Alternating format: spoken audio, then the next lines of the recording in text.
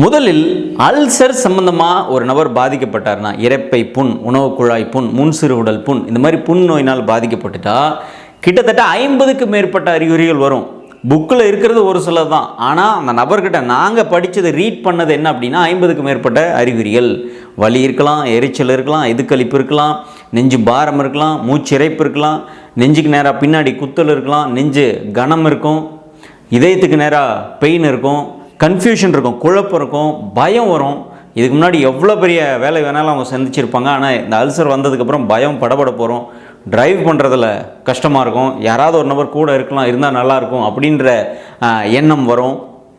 அதே மாதிரி அல்சர் வந்துச்சுன்னா மயக்கம் வரத்துக்கு சான்ஸ் இருக்குது. பித்தம் வயிற்றில் அதிகமாக சுரக்கும் பொழுது, ஆசிட் சுரக்கும் பொழுது பித்த மயக்கம், கிடினஸ் வரத்துக்கு வாய்ப்பு நிறைய இருக்குது. உடல் சோர்வு, உடல் எடை குறைவு, இதெல்லாம் ஒரு காமனாக நான் பார்க்கக்கூடிய அல்சர் பேஷண்ட்கிட்ட இருக்கக்கூடிய கம்ப்ளைண்ட். இது இந்த அல்சரில் தான் இப்படி வரும் அப்படின்லாம் இல்லை.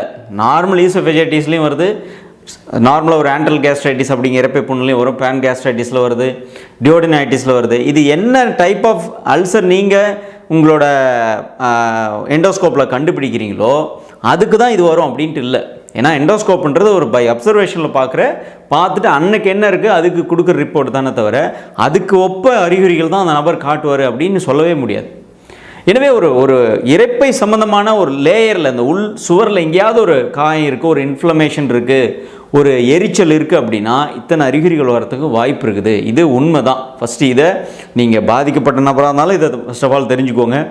இல்லை ஈவன் டாக்டர்ஸ் யாராவது பார்த்துட்டு இருந்தாலும் இதை தெரிஞ்சுக்கோங்க. ஏன்னா நிறைய டாக்டர்ஸே ஒரு பேஷண்ட்டை 2 டைம் 3 டைம் போய் ஒரு கம்ப்ளைண்ட்டை சொல்லும் பொழுது உன் அல்சரில் இதெல்லாம் இருக்க வாய்ப்பு இல்லை, நீங்கள் போய் சைக்காட்ரிஸ்ட்டை பாருங்கள் அப்படின்னு சொல்லி அனுப்பிட்டு வர்ற நபர்களையும் நான் பார்க்குறேன். எனவே ஒருவேளை நீங்கள் ஒரு ட்ரீட்டிங் ஃபிசிஷியனாக இருந்தால் புக்கில் நம்ம கொஞ்சம் ரீட் பண்ணுறது ஒரு செட் ஆஃப் சிம்டம்ஸ் நம்ம ரீட் பண்ணாலும் கூட அதுக்கு அப்பாற்பட்ட சிம்டம்ஸ் நபருக்கு வரதுக்கு வாய்ப்பு இருக்குது ஒன்லி பை இந்த பெப்டிக் அல்சரில், எனி டைப் ஆஃப் அல்சரில். எனவே டாக்டர்ஸாக இருந்தாலும் நீங்கள் பேஷண்ட் இது மாயையாக சொல்கிறாங்க, கற்பனையில் சொல்கிறாங்கன்னு எடுத்துக்க வேண்டாம்.